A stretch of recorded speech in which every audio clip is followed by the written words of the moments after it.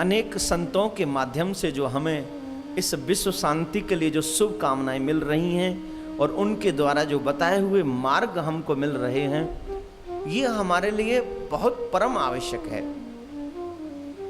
न जाने कौन सी राह हमारी समझ में आ जाए, न जाने कौन सी बात हमारा कल्याण कर दे, इसलिए प्रत्येक राह को ध्यान लगाकर आप लोग सुने।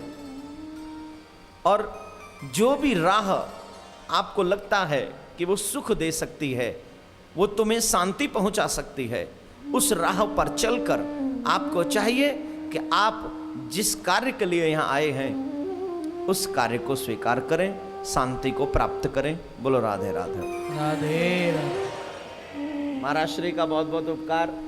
आपने इस बालक पर आकर इतना अपना स्नेह बरसाया। मैं तो हरिद्वार में क्या जहाँ भी जाता हूँ बस एक ही इच्छा रखता हूँ, भगवत कृपा तो हो ही जाएगी, लेकिन पहले संत कृपा तो हो जाए।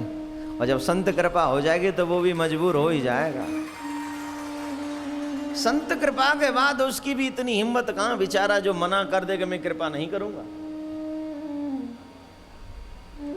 कबीर बाबा ने बहुत अच्छा लिखा है, कहते हैं हरि जो रूठे तो गुरु की शरणे जाए, कहे कबीर गुरु रूठते हरि नहीं हो तो सहाय। अगर तुमसे भगवान रूठ जाए तो कोई बात नहीं। बोले क्यों? बोले उनको मनाने का माध्यम अभी तुम्हारे पास मौजूद है, वो है गुरु। अगर वो रूठे तो रूठ जाए, गुरु हैं मना लेंगे। लेकिन कहे कबीर गुरु रूठते हरि नहीं हो तो सहाय। अगर गुरु रूठ गए, अगर गुरु नाराज हो गए तो भाई माफ करना, फिर कोई रास्ता नहीं, फिर तो सारे रास्ते बंद हो जाते हैं। जीवन में कोई रूठ जाए कोई बात नहीं। ऐसे कहते हैं ना, रूठो चाहे राजा तासों कछु नहीं काजा, छोड़ तो सो महाराजा अब कौन पास जाइए।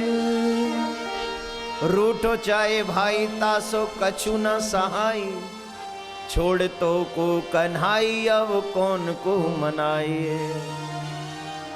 राजा रूठे तो रूठ जाए, भाई रूठे तो रूठ जाए, समाज रूठे तो रूठ जाए, लेकिन जीवन में कभी भी ऐसा पल मत आने देना जब जीवन में तुम्हारे गुरु रूठ जाए। बस गुरु के चरणों में अपनी श्रद्धा के पुष्प, रामचरितमानस कहता है, गुरु पद पंकज सेवा तीसर भक्ति अमान। गुरु के चरणों की जो सेवा है वो तीसरी भक्ति है। और गुरु के चरणों को देखिए बाबा गजब करते हैं। बाबा लिखते हैं गुरु पद पंकज, पंकज मीन पुष्प। गुरु के चरणों को चरण मत समझना, सिर्फ खाली अपने जैसे पामी मत समझ लेना। जैसे आपके चरण है वैसे गुरु के चरण नहीं है। वैसे तो मैंने देखा है काफी लोग अपने चरणों की बड़ी देखभाल करते हैं, साफ रखते हैं, स्वच्छ रखते हैं, साबुन लगाते, तेल लगाते, क्रीम लगाते हैं ना, सॉफ्ट बने रहें। जब आप अपने पैरों की, अपने चरणों की इतनी देखभाल करते हो तो गुरु के चरणों की, वो चरण चरण नहीं, गुरु पद पंकज। वो गुरु के चरण कमल है, पुष्प है, और पुष्प की जैसे देखभाल की जाती है वैसे ही गुरु के चरणों की हमेशा जीवन पर्यंत तक देखभाल करिए। गुरु तुम पर प्रसन्न रहे।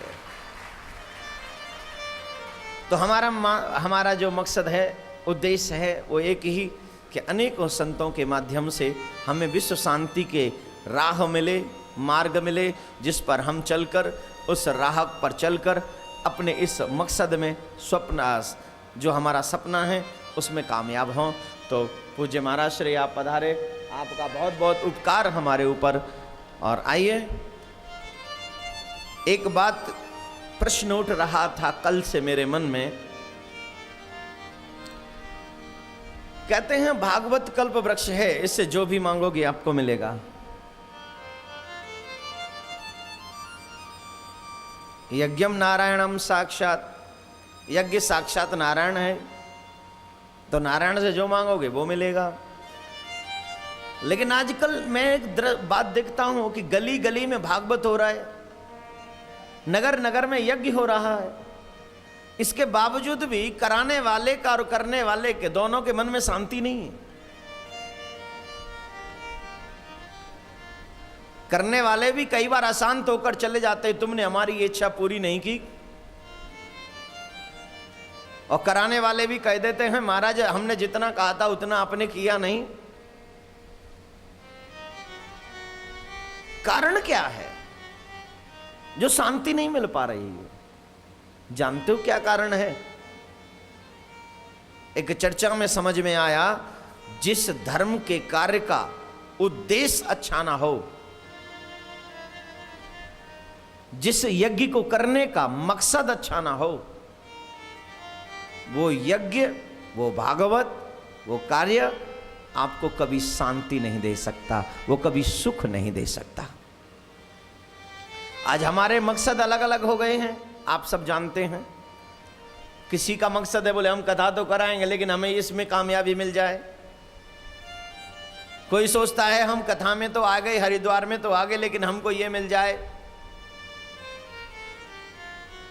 सब अपनी सांसारिक क्लेशों की कामनाओं को लेकर, अपने वही स्वार्थी उद्देश्यों को लेकर हम लोग बार बार कथा कराते रहे या कथा सुनते रहे या कथा करते रहे, तो शांति कहां से मिलेगी? सुख कहां से मिलेगा? आंतरिक आत्मा, हमारी आत्मा परमात्मा का स्मरण कब तक करेगी?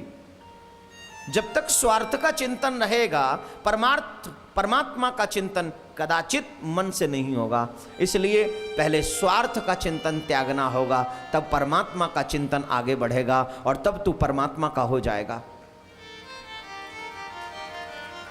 तो किसका परित्याग परम आवश्यक है? स्वार्थ का।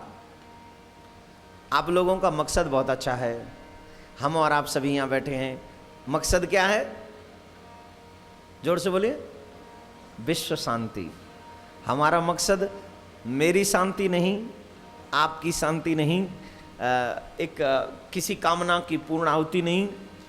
हमारा मकसद और आप सबका, हम सब का मकसद एक है, पूरे विश्व में शांति हो। शांति क्यों? बोले आज भाई भाई के खिलाफ है, माता पिता के खिलाफ बच्चे हैं, परिवारीजन एक दूसरे के अगेंस्ट हैं, मोहल्ले वाले भी एक दूसरे की टांग खींच रहे हैं, एक दूसरे के अगेंस्ट हम लोग हैं। औरों की तो बात क्या करूं, एक दूसरे के जो देश हैं वो भी एक दूसरे के खिलाफ हैं। आप देख रहे हैं कितने हथियार बनाए जा रहे हैं, कितने नए नए मिसाइलें बनाई जा रही हैं। अब एक बात बताइए, हम लोग मिसाइल बनाएंगे और सोचे विश्व शांति हो तो कैसे होगी?